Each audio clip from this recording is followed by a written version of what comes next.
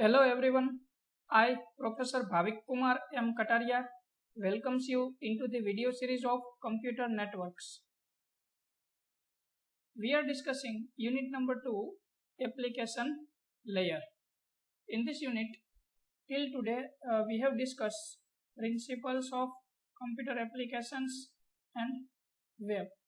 Web is known as a World Wide Web. WWW. And today, in today's session, we are going to discuss next topic, that is HTTP, basically known as a Hypertext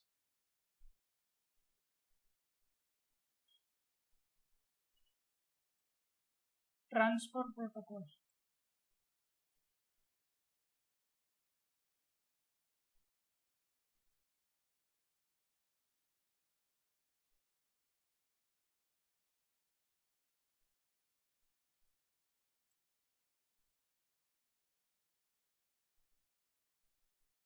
So let's see first some highlights for the previous topics like principle of computer applications and World Wide Web. Then after we will start the today's session about Hypertext Transfer Protocol.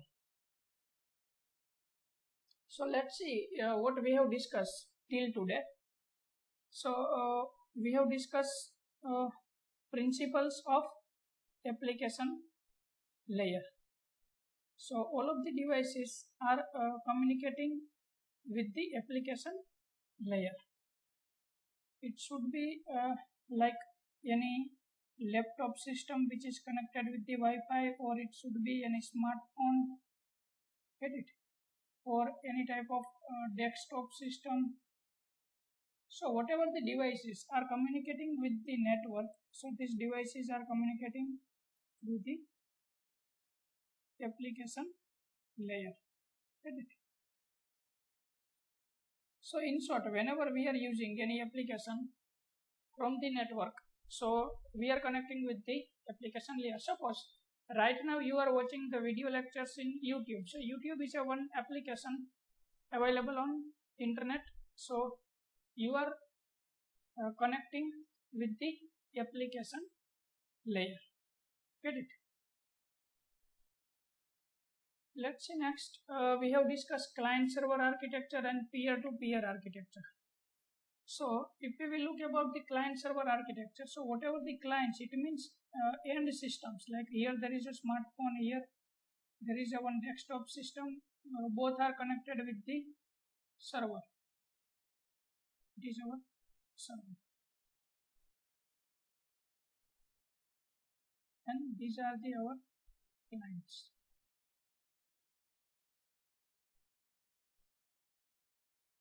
It is our client 2.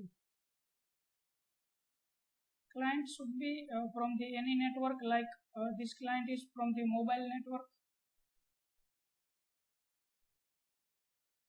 Get it? This client from the home network, and this client from the enterprise network.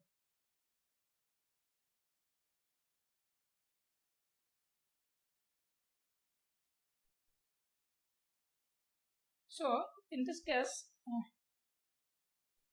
if we will look about the client server architecture, so there is a one powerful system which will work as a server, and remaining end system will work as a client. So that is first scenario about the client server architecture. Next part, that is a peer-to-peer architecture. Peer-to-peer architecture. In this case, there is a communication between two clients. For example, these two clients are suppose connected with each other. So we can say that this connection is a peer-to-peer connection. Get it? Client can be from the different network or a same network. Like suppose these two clients are connected with each other. So we can say that also there is a peer-to-peer connection. during the communication between two client peer-to-peer connection, one process will work as a client process and another process will work as a server process in case of peer-to-peer connection. So there was basically two scenario. Next, we have discussed World Wide Web. In this case, there is a basic structure of World Wide Web, how World Wide Web is working. That is, for example, user is searching as abcd.com, and suppose there is a one hyperlink is available, so that can click on hyperlink and go to the another server, like here. From the that is abcd.com, so this abcd.com page will be accessible here. So in this case of this document of abcd.com, here there is a one link of xyz.com, so user will directly redirect to the xyz.com. Get it? So whenever server is getting the request from client side, so suppose page is available into the cache memory, so server will load page from the cache memory. Otherwise, suppose data is not available into cache, then server will find out it from the disk and provide that particular web page to the client. Get it? Another thing we have discussed, that is static document, dynamic document and active document. So what was static document?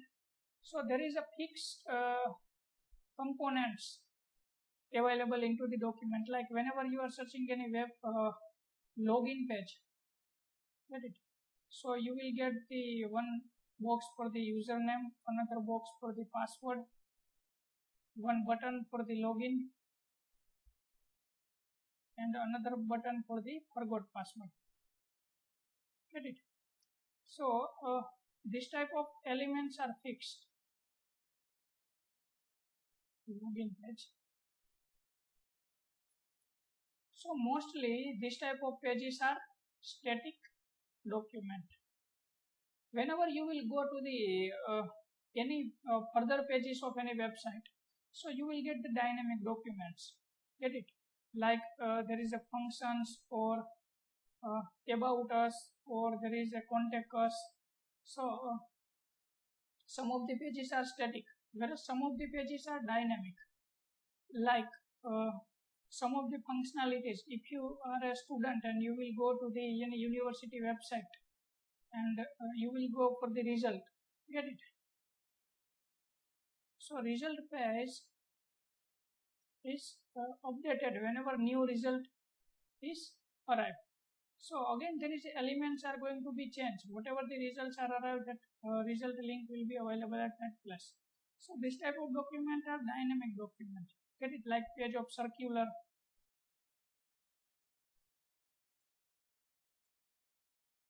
Get it? So these are the dynamic documents.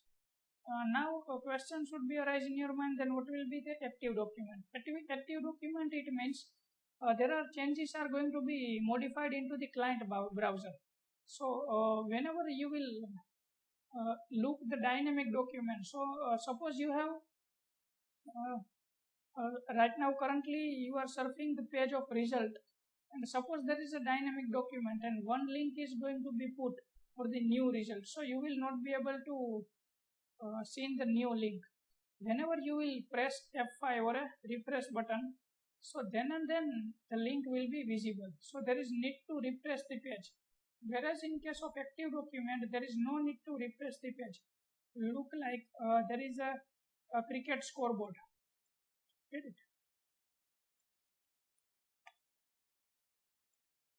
So cricket scoreboard page is an example of active document.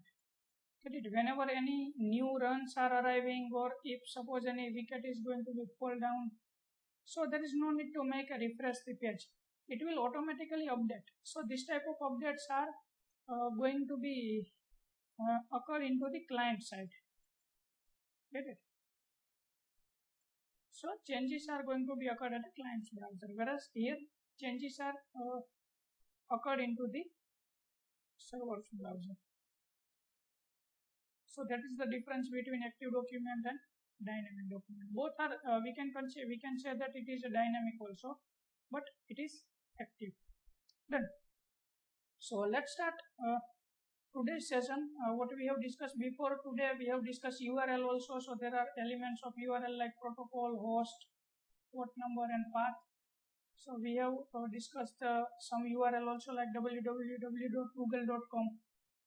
So whenever you are looking the protocol earlier like HTTP or HTTPS, so that is the protocol. Google is a host. Suppose there is a port number is visible, you can also view the port numbers from the command from I have given the particular command to you also, netstart -a, get it.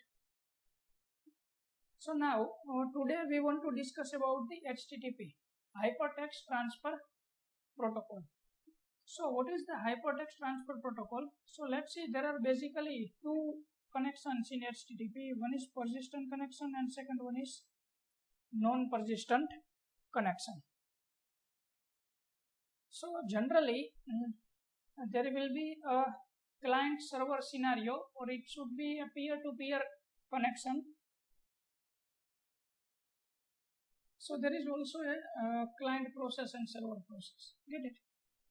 So here you can consider here there is a client's PC, get it, and it is the server PC. So always client is requesting for the connection. So that is our HTTP request.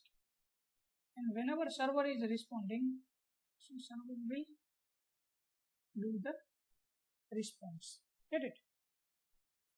So that is the basic scenario of client-server architecture. Whenever there is need to a connection establishment, always client will request to a server and server will upload the client request. And then after establishment of connection, data transfer will be take place. Get it?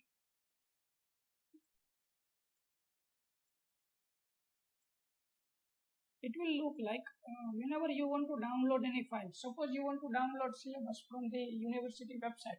So first you have to type the URL. Suppose you are a GTU student, so you have to write gtu.ac.in. Get it? Whenever you will go up to the syllabus page, then and then you will be able to click on download.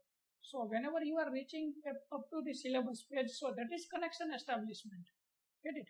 Whenever you are typing gtu.ac.in, so service is directly going to the GTU servers and server is approving your request to access GTU's website.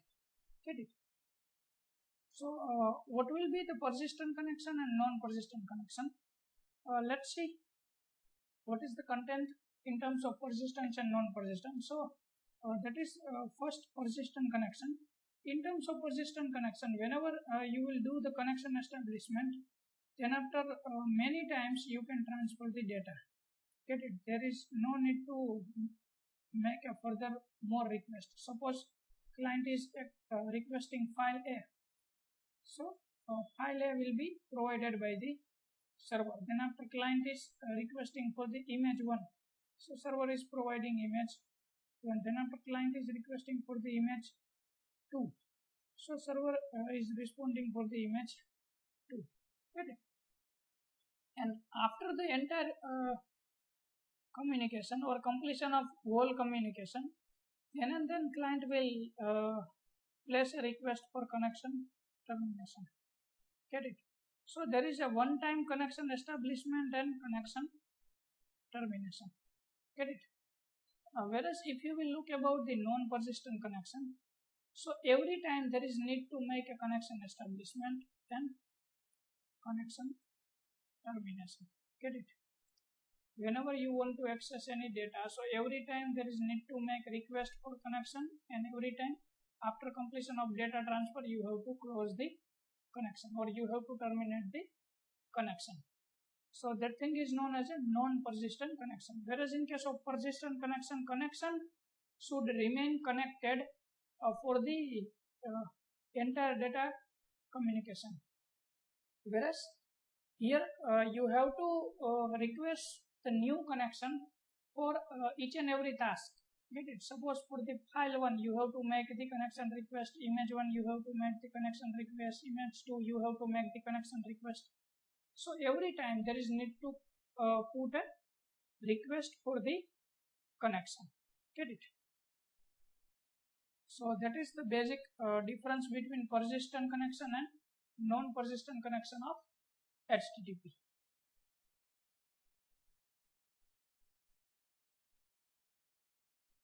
Let's see, that is HTTP transaction.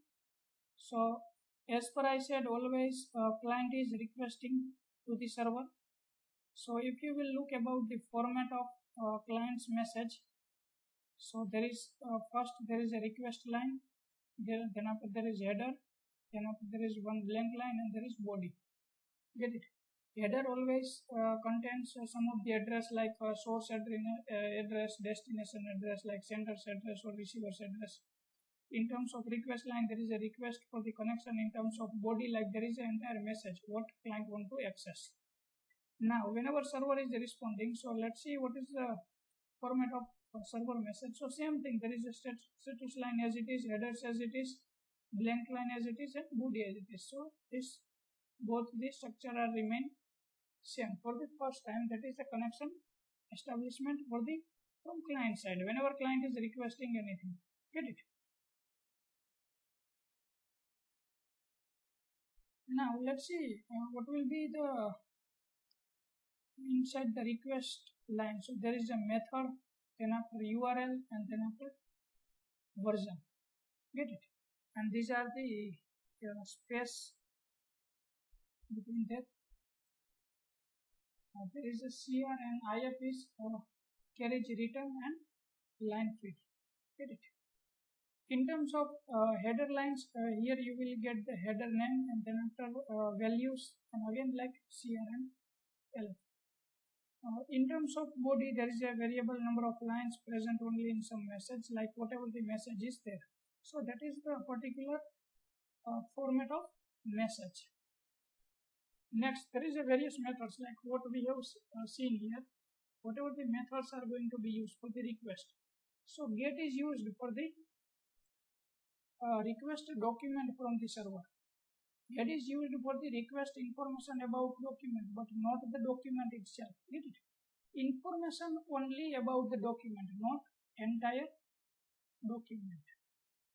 So here, if there is a GET method, so in place of method, there is a GET will be written, GET. Get it? Then after space and then after URL. Suppose you are accessing google.com, so it is a google.com. Post method, send some information from the client to server. To submit the information, there is a use of post method. Then after put, send a document from the server to the client. Put is used to send a document from server side to client side. Then after trace, this equals the incoming request. Get it? It will found what are the number of incoming requests. Then after connect is a reserved method. So that is not generally in use. There is a reserved for specific purpose. Then after delete, remove the web page. And then after options, inquires about available options. So these are the various methods used in HTTP.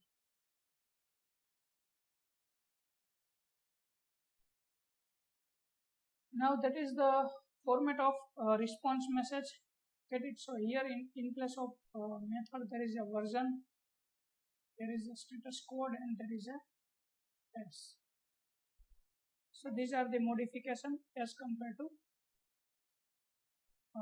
request message. So there was a method, URL, and version, whereas here there is a version, status code, and phrase.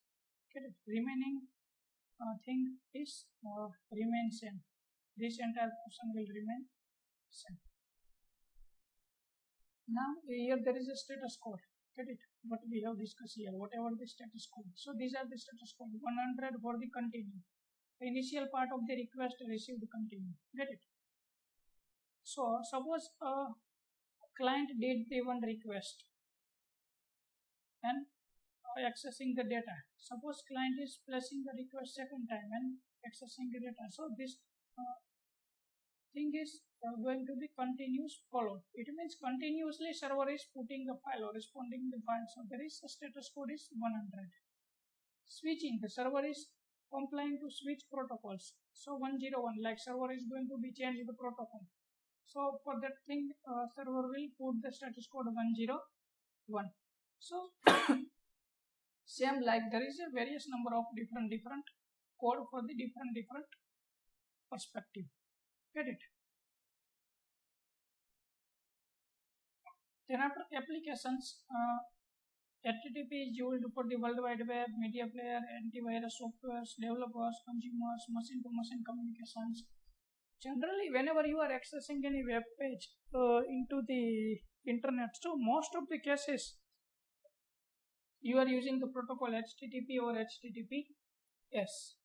Get it? So these are the various applications. Now, one more topic is that is cookies. Cookies are in small size like up to the 4 KB file, and there is a statelessness property of cookies. Cookies doesn't carry any state. Two types of cookies like persistent cookies and non-persistent cookies. First, let me introduce what is cookie. Get it? Suppose somewhere you are going to log in any login page. Get it? So whenever you will enter the username and password, and you will click on to the login button. So whenever you will click on login button, so one message is going to be pop up, and they will ask to you for the would you like to remember user and password for this site or this browser? Get it?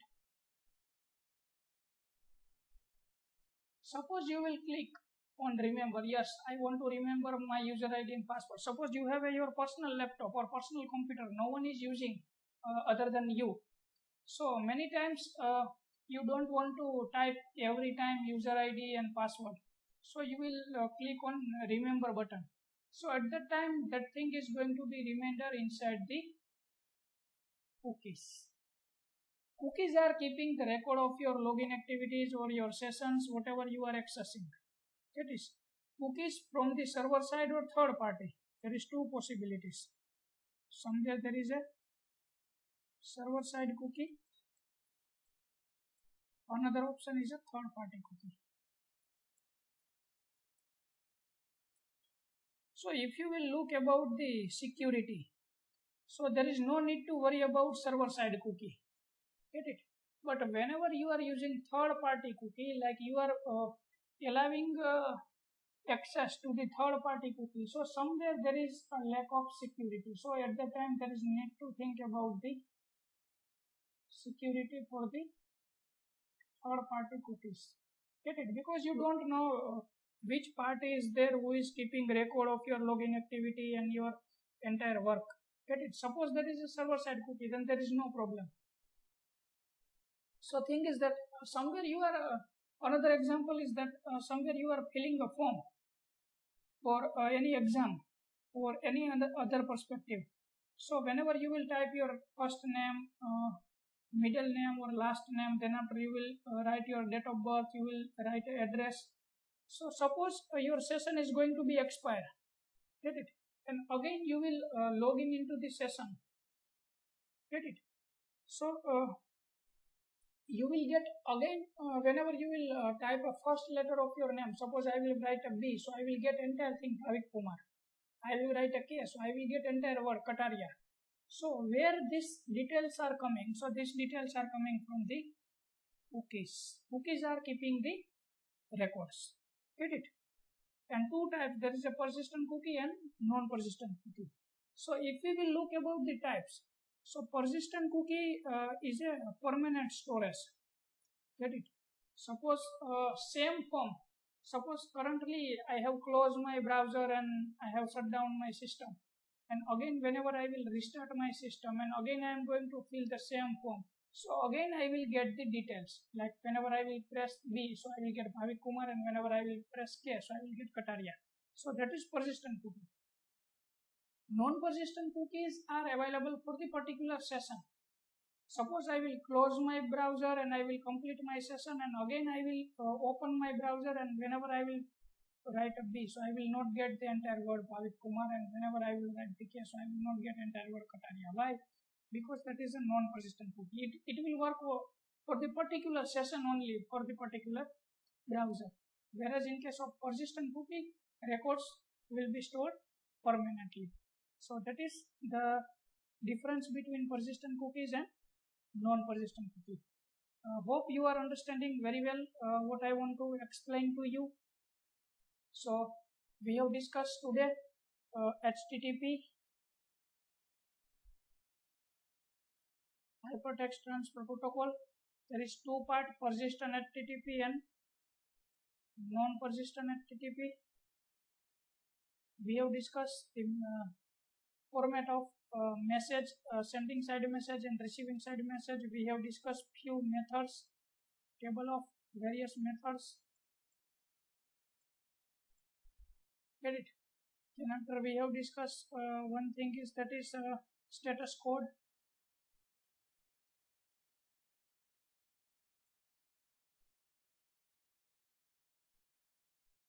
And then after we have discussed cookies. Again, two types of cookies, persistent and non-persistent cookies. Get it? So if you have any query regarding to the any contents or any topic, you can comment me on comment box and you can ask your queries to me. If you have any doubts or any query, get it? In our next session, we will discuss email and DNS. DNS stands for the domain name system. So thanks for watching the video series of Computer Network. Stay connected, stay healthy. Thank you very much.